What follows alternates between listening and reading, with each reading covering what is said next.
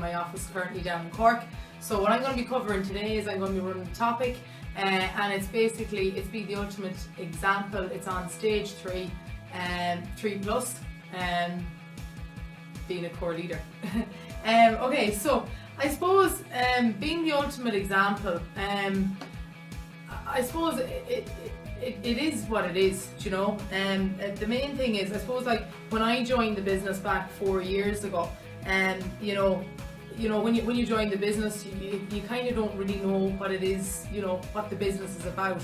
And whether you come in, whether it's on the sales program or you go on the business development program, I suppose for your first while you're finding out what it is, you know, you want to do.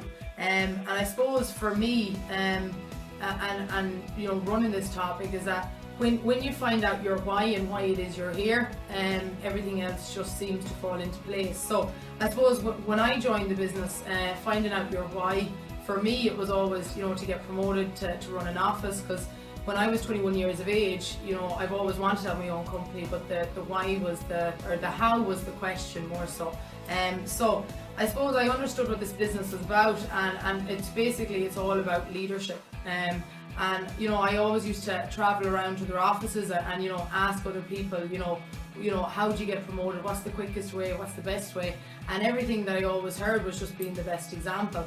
And you know, how does being the best example get you promoted? Because I suppose when you start off and you know, you're learning how to do sales, and then you're learning how to train people and coach people and all that kind of stuff, you're basically building your reputation and you're building a brand for yourself.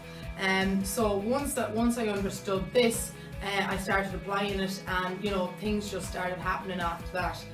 So I suppose just before I go through a couple of things on how you be the ultimate example, I suppose a thing is that, you know, before applying it, you know, there's a couple of things is that, you know, you got to hold yourself accountable, and the other thing is that you got, you know, regulate yourself.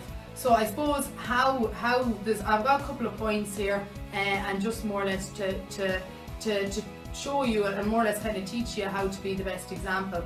And I suppose the first thing is you know, being, you know, having the correct image.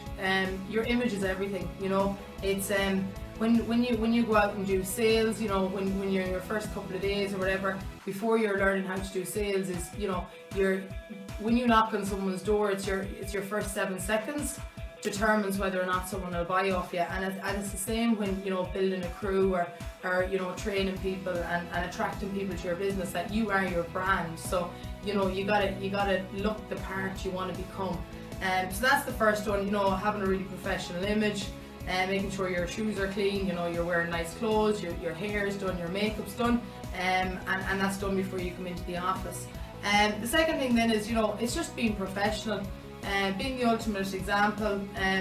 It's all about, you know, doing the right thing, you know, talking the right way, being respectful, and just being professional in everything it is you do, whether it's going in sectors or, you know, when you're away from the building, whether it's on crew nights, and that kind of stuff.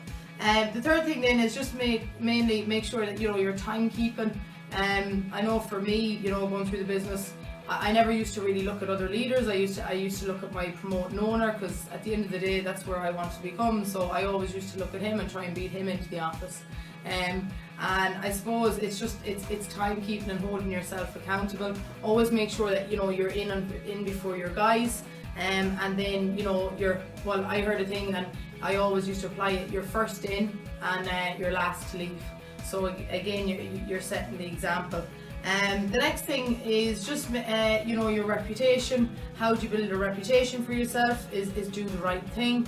Make sure that, you know, you're getting your name out there. Make sure that, you know, you're getting your name on bulletins, setting the pace. Obviously, if you're the best person in your office, who's going to be talking about you? You're promoting owner, you know, you're going to be sent on trips and all that kind of stuff. So just make sure that, you know, you're getting your reputation out that way.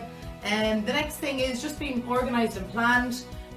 You know, having a plan and being organised it's crucial. You know, you gotta know that when you're coming in every single day, if you're managing a couple of guys and you're, you know, in your crew and you're leading them, and you have one person on stage 1 and someone on stage 2, you know, they need different things, so that you know that, you know, you've got a plan on how much time you're going to spend with one person, and then you may need to ask someone else to help you out to run a topic for another one. So just making sure that you know, you're planned and you're organised, it's crucial. Another way of being the ultimate example, you know, it's your attendance. And you know, this is one thing that I understood from the beginning, is that I wanted to be really quick promotion. Obviously I wasn't, you know, it took me near enough 2.5 years in the end, but you know, in my head I understood that, you know, if I took a day or you know, a day off the field, or you know, if I went on the holiday that I needed to go on, it would probably put a month or 6 months onto my promotion. So you know, just making sure that you know, you're in every single day, you're working with your guys, and doing the right thing by them. And the next thing is just having the right mentality, and you know, your attitude, it takes sometimes time to build, you know, and it's all about, you know, what's your attitude like, you know, what's your reaction like to challenges. Everybody, for me, when I first started, challenges, I thought it was a case where, you know, they were telling me, you know, I wasn't suitable for the business, or you know, it was time to, you know, I couldn't do it. But what I learned over time was that, you know, challenges are there to make you stronger, and you know, to make you better. So just, you know, understanding, you know, there is highs, there is lows, but the best thing to do is hang out with the best people, and just, you know, keep that positive attitude, keep reminding yourself why you're here. And the second last thing is basically just have fun. Make your business look attractable. When you have fun and you enjoy what it is you do, loads of people is going to want to be where you are and want to just copy it. And you know, when I actually did start having fun and enjoying what it is I'm doing, and you know, starting to really fall in love with the business, it made my job look easy, so therefore people wanted to be a part of my crew, and you know, everything just else happened. And I suppose the last thing, and the most important thing is, you know, being the ultimate example is just having respect for yourself, but also having respect for the people on your crew, and respect for everybody in the office, respect for the building, respect for everything. Because, you know, if you respect yourself and the people in your crew, you know, it's what makes things happen. Cool, that's it from me.